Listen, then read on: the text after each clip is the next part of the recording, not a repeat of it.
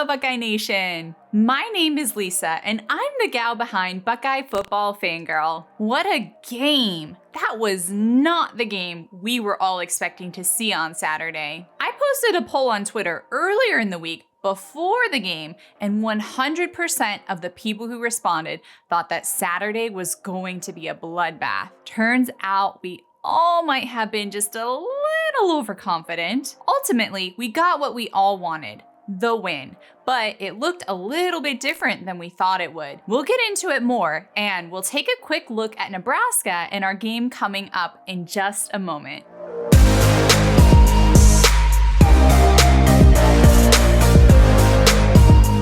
Welcome to Buckeye Football Fangirl. Thank you all for watching and giving me your precious time and attention. I truly appreciate each and every person who tunes into this little channel. This is fun for me because I love our Ohio State Buckeyes so much. If you love the Buckeyes, drop me a comment below. No matter how they got the win on Saturday, I am happy that they got it. I've got to admit, I wasn't really sure how to feel at the end of the game on Saturday. It was a weird game and a weird win, and Penn State showed a lot more fight than anyone thought that they would bring to the game. I guess it's fitting for how the game went down that it was Halloween weekend, and I definitely felt relief when Penn State missed that field goal at the end of the fourth quarter, which basically sealed the game for us. As Coach Day said, it was a gritty win, and it was good to watch the team push through frustration and mistakes to victory. But it was still a weird win. There were still plenty of flashes of brilliance. Jerron Cage with his scoop and score, Cam Brown with his interception, TreVeyon Henderson breaking free in the third quarter for that 68-yard run, and Noah Ruggles coming through with clutch field goals when we needed them. Was it perfect? Nah. Were my eyes glued to the TV all the way until the final few minutes? Yes. And maybe that's why it was such an uncomfortable game for me. After several dominant games that had become the new normal for us. But Penn State played us, and here's a trigger warning, I'm about to use the R word, played us like we are their rival. Now, we all know that Penn State is not our rival, but there is somewhat of a one-way rivalry thingy going on with how they see us. So we got their best play on Saturday. The team that played us was not the same Penn State team that lost to Illinois the weekend before. As Sharon reminded us on Twitter, Penn State always brings their A game when playing the Buckeyes. They wanted to come into the shoe and beat us, and they didn't do that. So despite not dominating the field like we're now used to seeing this team do, our Buckeyes had to fight for every yard and touchdown and field goal that they got. As Ryan Ginn tweeted, "Let's do it the hard way. Ohio State versus Penn State every single year." And despite the penalties and despite the missed calls, that fight won out. And you want to hear something else?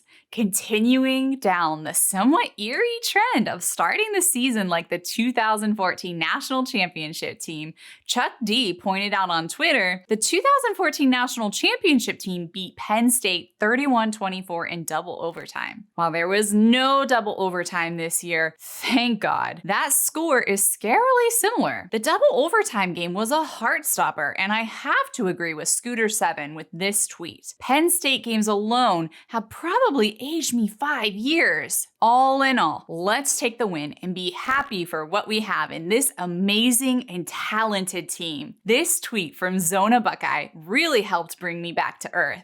Actually pretty amazing that a slow night for Stroud is still throwing for 300 plus yards, and a slow night for Henderson is 150 plus yards. Yep, I'm a spoiled Ohio State fan, and I'm incredibly grateful for this team, even when the win feels weird. Okay, that's enough about this past weekend. Let's take a look forward at what we have coming up this Saturday. This Saturday, Ohio State and Nebraska have a showdown at Memorial Stadium. Ohio State and Nebraska Nebraska have previously played 9 times, and out of those, Ohio State has won all but once. Nebraska's record for this year is 3-6. Despite starting out the season with some promising wins, the rosy optimism surrounding the Husker fan base has soured. Looking at their losses, though, each has been by only 8 points or less, and they have come against Illinois, Oklahoma, Michigan State, Michigan, Minnesota, and Purdue. Let's take a look at head coach Scott Frost. Despite being the perfect head coach candidate for Nebraska on paper, during his 4 years as head coach, Scott Frost has failed to produce wins. As a former quarterback at Nebraska, he's been the head coach of his alma mater since 2018. Fighting to be able to play football last year bought him some extra time, but that time may be up. Many in Lincoln and beyond are clamoring for him to be fired and declaring that the results from the game last Saturday against Purdue is the beginning of the end of the Scott Frost era. Coach Frost has 15 wins and 26 losses during his tenure, and Nebraska lost last Saturday in a close game to Purdue. Yup, that Purdue that recently knocked off Iowa when they were ranked number 2. That Purdue that gives us Ohio State fan nightmares and probably will give me a few more before our game against them on the 13th. Coach Frost currently has a contract that runs through 2026, but many think Nebraska needs to secure another win this year for his job to be safe. And with us, Wisconsin, and Iowa still on the docket, things aren't feeling hopeful. Some people are already saying the outcome of the game this weekend may be the nail in his coaching coffin. Let's take a look at who's on this team. Adrian Martinez is still at the helm for quarterback. This is his 4th year as the starting quarterback at Nebraska. He was the first true freshman to ever begin a season as a starting quarterback at Nebraska in 2018 during Scott Frost's first year as head coach. If you look at the stats, he's had a year that looks good from a numbers perspective. He's thrown for 2,264 yards, which is only 6 less yards than CJ Stroud has. Now granted, Stroud has one less game than Martinez under his belt. However, he also has half the number of the passing touchdowns that Stroud has, more than double the interceptions, and has been sacked over 4 times more. Ouch. He's also not afraid to use his legs when he has to, and he has had to, and he actually leads the team with 451 rushing yards and 11 rushing touchdowns. Unfortunately for him, he has been somewhat hobbled this year after taking both a hard shot to the jaw and suffering a lower body injury during the Week 5 game against Michigan State. Martinez has struggled with injuries all throughout his career, starting in high school with arm injuries, then a torn ACL his freshman year of college, a knee injury as a sophomore, and a left shoulder injury. Despite his struggles, Coach Frost continues to roll with him at the helm as he believes Martinez gives the team the best chance to win. And looking at the stats, it does look like Martinez has been trying to do everything he can to help his team win and carrying a lot of the load on his shoulders. However, even after that loss to Purdue this past weekend, Frost has shut down any rumors about using other quarterbacks down faster than reporters could ask about it. After Luke McCaffrey transferred out during the offseason, Nebraska was left with backup quarterbacks Logan Smothers and Matt Masker, neither who have seen the field very much. Honestly, it's quite a conundrum because Martinez plays well enough to give Nebraska a chance to win, but he also is the one making mistakes that have led to their piling losses. He is a leader on the team and his teammates rally around him, but unfortunately, it just hasn't been enough to translate to wins on the field. Looking at the rest of the team, the person with the second highest amount of rushing yards is running back Ramir Johnson. He has racked up 433 yards for the year, which, for context,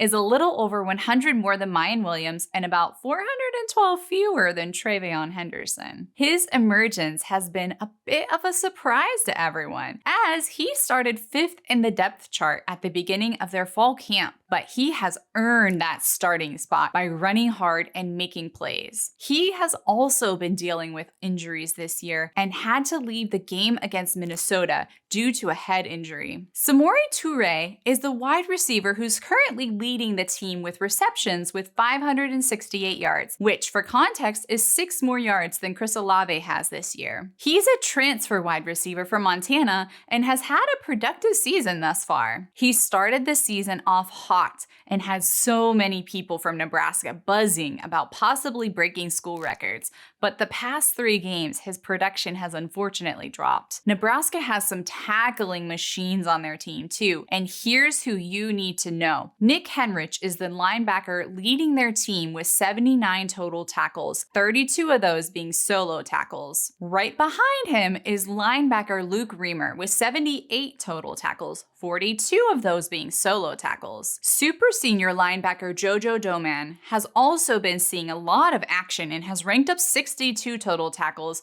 with 38 of those being solo. Jojo also leads their team with 2 forced fumbles. Doman has been working his butt off for his team, and he feels the pain deeply of their losses. Let's give some context to those tackling numbers now. Our current lead tackler is Ronnie Hickman, who has 66 total tackles and 38 solo tackles. So yeah, those are some pretty good numbers for Nebraska. Safety Deontay Williams leads their team with 4 interceptions. Unfortunately, he too suffered a knee injury this season after such an interception during their Minnesota game, and has been out since that injury. While the injury itself is relatively minor, we're not sure if he'll be on the field this weekend or not. What do you guys think that we'll see this Saturday? How do you think the game against Nebraska will go? Leave me a comment with your thoughts below. And thank you again to all the commenters. CJ Preach, Hummus Hero, Johnny, Tallow Ohio, and Where Goes One are just a few. I love reading all of your comments. I personally feel like my heart and my head are telling me different things about this upcoming game, so I'm not really sure what to think. My scarlet colored glasses makes part of me think that Ohio State is going to come out and dominate and that Nebraska stands no chance. But seeing all the close losses they've had makes me a little bit nervous. Am I silly for feeling this way? Let me know your thoughts below. Whatever happens, I do know one thing. It's gonna be good to see our team play. I can't wait to see our Scarlet and Gray take the field. I'm looking forward to it, and I'll see you on the other side of this game. OH!